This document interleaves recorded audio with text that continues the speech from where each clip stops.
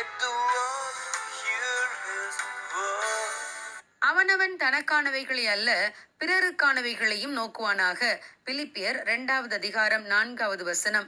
Cecil roads என்பவர் பிரிட்டனில் எல்லாராலும் மதிக்கப்பட்ட மிக பிரபலமான அரசியல்வாதியும் புரவலரும் கூட. அவர்தான் உலக புகழ்பெற்ற ரோட்ஸ் ஸ்காலர்ஷிப்பை கொடுப்பவர். அவர் நேர்த்தியாக ஆடை அணிவதில் மிகவும் கவனமாக இருப்பார். ஆனால் தான் விலையுயர்ந்த நல்ல ஆடைகளை உடுத்துவது மற்றவர்களுக்கு மன கஷ்டத்தை ஏற்படுத்தக்கூடாது என்றும் நினைப்பவர். அவர் ஒரு நாள் தன்னுடைய வீட்டில் மாலை விருந்து கொடுத்தார்.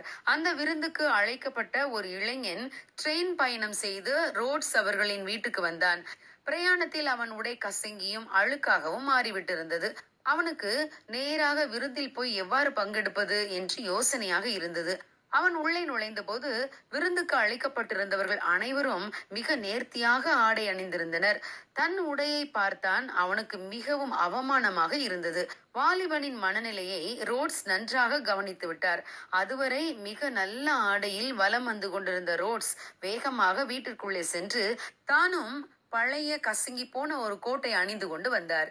விருந்து கொடுக்கும் ரோட்ஸும் தன்னை போல கசங்கி ஆடையில் இருப்பதை பார்த்ததும் தான் அந்த வாலிபனுக்கு உள்ளே நுழையும் தைரியம் வந்தது.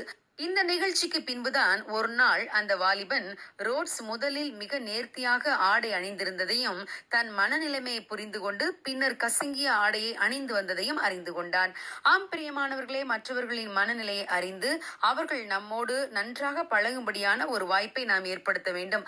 பவுல் அப்போஸ்தலன் ஒரு முறை தான் உத்தமகுமாரன் என்று அழைத்த தீமோத்தேயுவை கொரிந்து சபைக்கு அனுப்பினார்.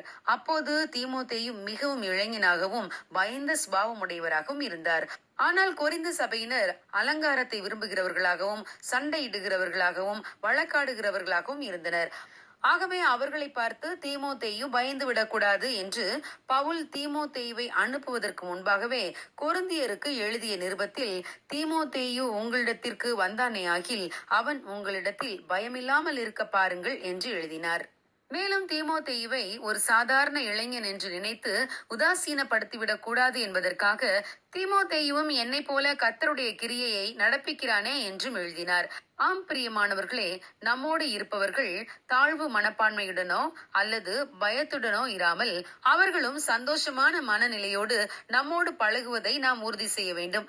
அவர்களையும் நம்மை போல உருவாக்கிவிட வேண்டும். பவுல் அப்போஸ்தலன் தீமோத்தேயு பயமில்லாத வாலிபனாக வளர வேண்டும் என்று விரும்பினார். ஆகவே தீமோத்தேயுவுக்கு அவர் எழுதிய 2ஆம் நிருபத்தில், தேவன் நமக்கு பயமுள்ள ஆவியை கொடாமல் பலமும் அன்பும் தெளிந்த புத்தியும் உள்ள ஆவியை கொடுத்திருக்கிறார் என்று எழுதி அவரை தைரியப்படுத்தினார். ஆம் பிரியமானவர்களே, தேவன் நம்மையும் அநேகரை உருவாக்குபவர்களாக வழி நடத்துவாராக. God bless you. Have a godly day.